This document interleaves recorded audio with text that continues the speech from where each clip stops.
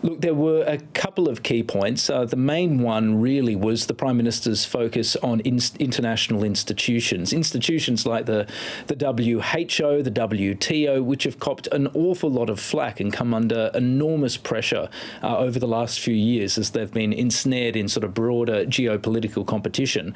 Now, the Prime Minister has been pretty critical himself of these organisations in the past. It was back in only 2019 when he talked a bit about negative globalism, is sounding a little bit more sceptical about these organisations' capacity to add usefully to the global commons, suggesting that they might not perhaps be worth the effort if they impinged upon the sovereignty of individual nations. But Scott Morrison's tone recently has really shifted, and we saw the completion, if you like, of that arc today. The Prime Minister is now urging democratic nations, including and perhaps particularly the United States, to stick with multilateral organisations like the World Health Organization, like the World Trade Organization. He acknowledges that there are problems, and he acknowledged that today, saying that they're moving too slowly, that they're far too bureaucratic, that they are at times, open to capture. But nonetheless, he said, given the enormous constraints and stresses on the world at the moment, and the enormous numbers of problems that are cropping up, whether that's global pandemics or the pattern of economic coercion that Australia's been subjected to by China, given those problems, it's really only these multilateral institutions that provide any useful recourse or any mechanism for actually dealing with these global problems. So he's now really urging democratic and liberal nations to put their shoulders to the wheel and to do everything possible to reform these institutions, to update their rules to ensure that they can function effectively and that they can push back against things such as economic coercion. And that sort of buffer is something that we are hearing from the Biden administration. But by the same token, Australia is expected to measure up to other global standards, and climate change is a perfect example.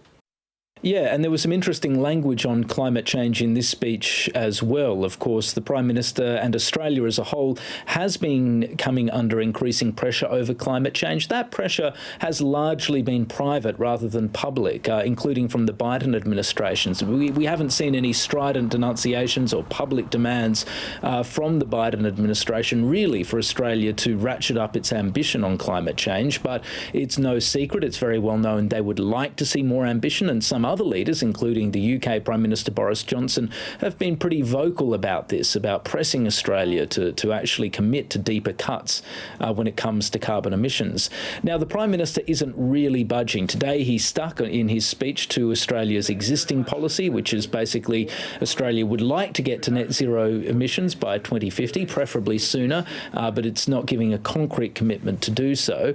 And he also sounded a little bit, sceptical, if you like, about moves that have been made recently by countries in Europe, for example, to do things like demand that countries specifically commit to certain timelines for phasing out coal, or more controversially, the move by the Europeans to place a levy on imports according to their carbon inputs.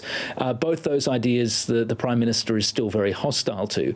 However, there is a little bit of a shift in rhetoric, at least. The Prime Minister said today that he acknowledged and that Australia acknowledged that the world is undergoing what he called a profound shift away to renewable technology towards a net zero economy. This, he said, would have profound implications for Australia. What will be interesting to see is exactly how Australia's carbon policies and how its climate change policies are also changed in response to this shift. If that shift does happen, when it happens, how it's announced, and what form that might take.